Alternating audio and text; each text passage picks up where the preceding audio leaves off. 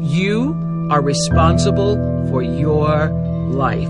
And if you're sitting around waiting on somebody to save you, to fix you, to even help you, you are wasting your time, because only you have the power to take responsibility to move your life forward. Nobody is going to cry for you. They have their own tears.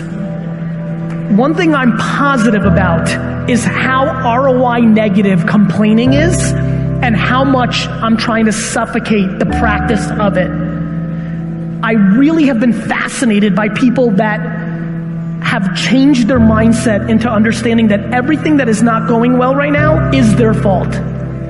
It has been remarkably important to me in understanding that everything that I'm not happy about is on me. It's a remarkably interesting brain twist. The amount of energy spent on things that you can't control versus being accountable to what you can control has been a huge separator for me in the last 4 or 5 years as I've dug deep.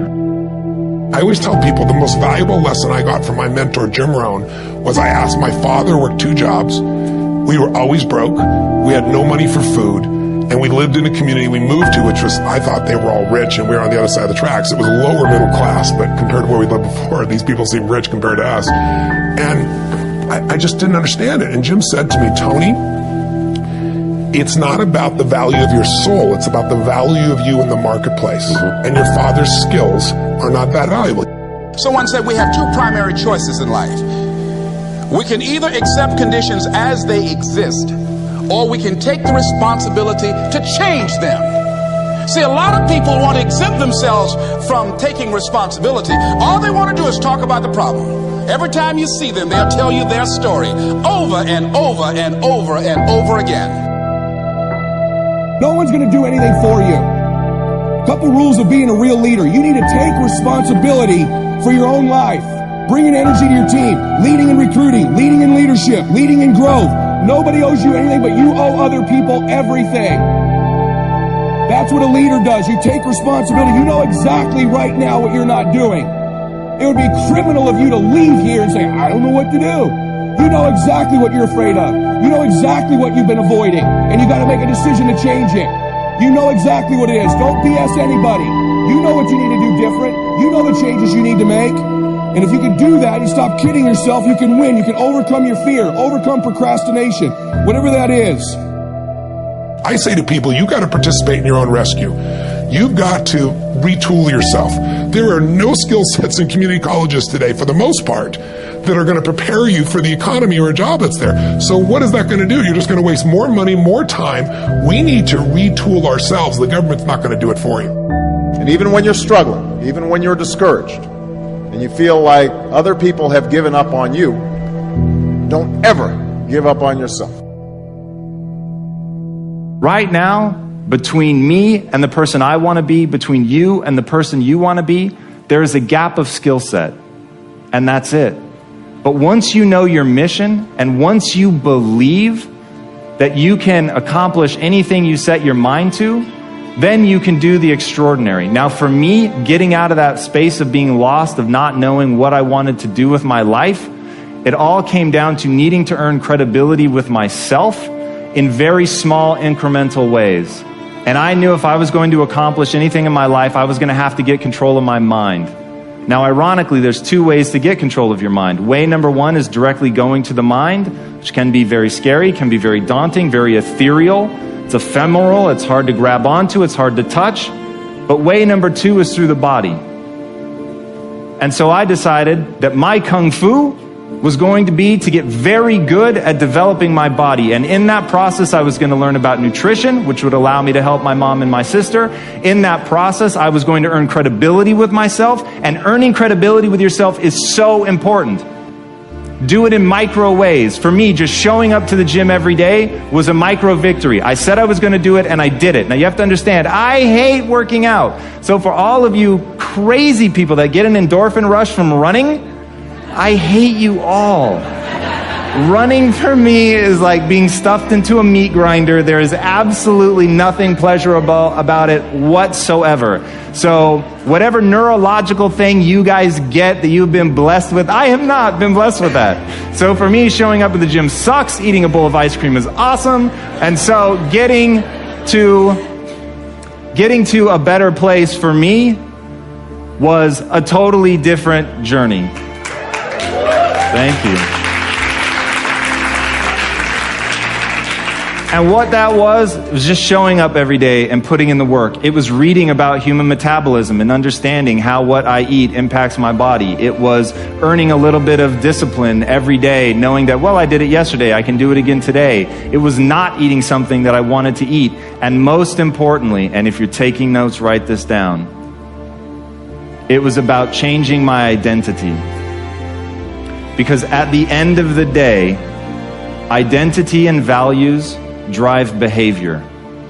Identity and values drive behavior. So if you want to make a change, you have to change your vision of who you are.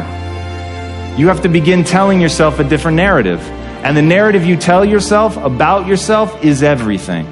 And if you tell yourself that you're a scared, undereducated kid from Tacoma whose family has never accomplished anything, let me tell you what you will become. A scared, undereducated kid from Tacoma who never accomplishes anything, because that's what you believe. You tell yourself that story enough, and it will become real. But on the flip side, you could tell yourself a story of you're a learner. You learn faster than most people. You're willing to put in more work than most people. You're willing to read more books than most people. You're willing to spend an inhuman amount of time every day improving your mind simply by getting new ideas into the system. And that you will admit that you're wrong faster than anybody else. That you won't let your ego get in the way. And you tell yourself that story over and over and over. So when somebody comes and tells you how stupid you are, that you're just a dumb kid from Tacoma, you go, you're right, that's amazing. Thank you for pointing out that flaw, because now that I'm aware of it, I can improve it because I'm the learner. And once I switched my narrative to being the learner, it didn't matter where I started, it only mattered where I was trying to go. And as long as I had that clarity, then I could execute, because I believed I could do anything I set my mind to without limitation. You don't need a better economy. You don't need better seed and soil. In fact, when it comes to seed and soil and rain and sunshine and seasons and the miracle of life, that's all you got. Now, what if you blame this stuff? Then you're blaming all you got. If you blame the economy, and you blame the schools, and you blame the teachers, and you blame the sermons and the preachers, and you blame, the marketplace, and you blame the company and company policy, what else is there? When some people get through with their blame list, there isn't nothing else. That's all there is. And if you blame the only thing you've got to work with, I'm telling you, it's called mistake colossal.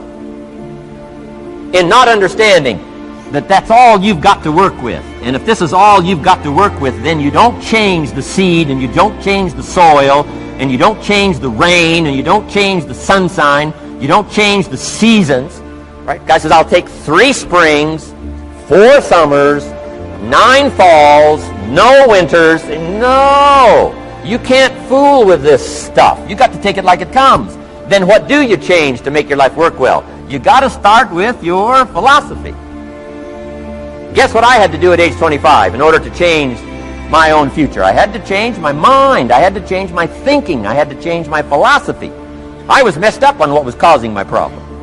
And once I got that straightened out, that all the stuff I blamed, the government and taxes and the marketplace and the economy and things cost too much, negative relatives, cynical neighbors, once I got rid of that and started going for where the real problem was, which was me, I'm telling you, my life exploded into change.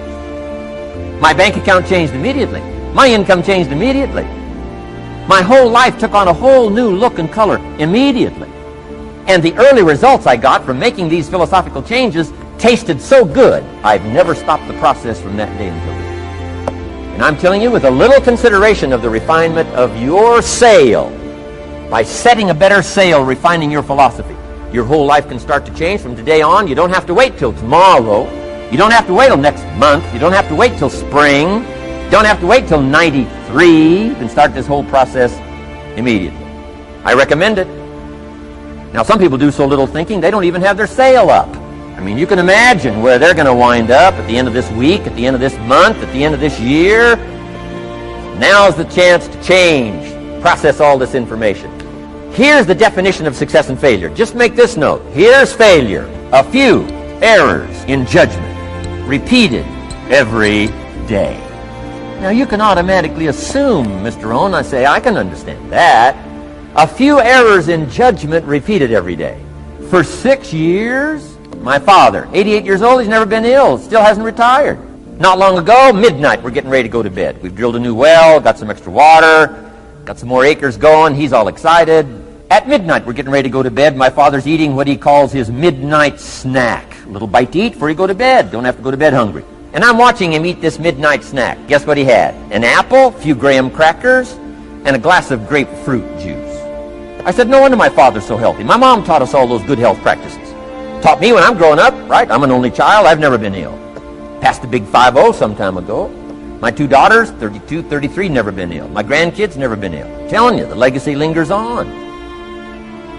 As I watched my father have this midnight snack, suddenly it occurred to me.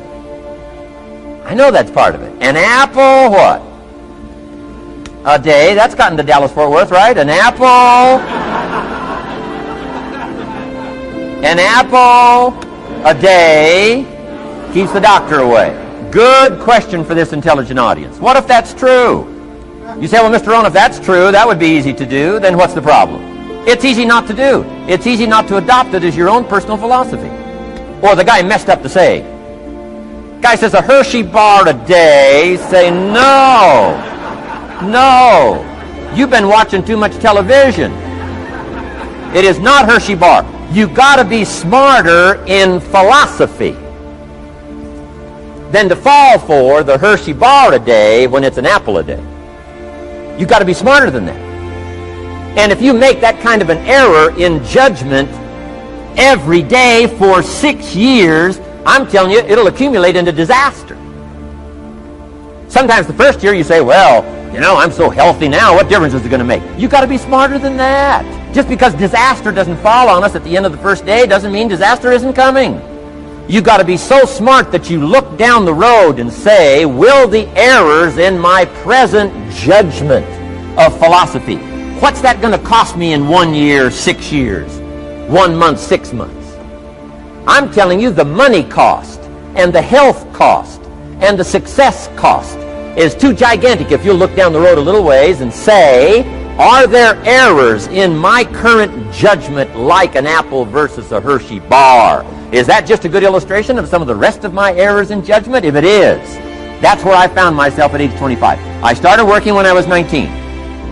I met my teacher who helped turn my life around when I was 25. That's 6 years. At the end of the first 6 years of my economic life, I've got pennies in my pocket. I've got nothing in the bank.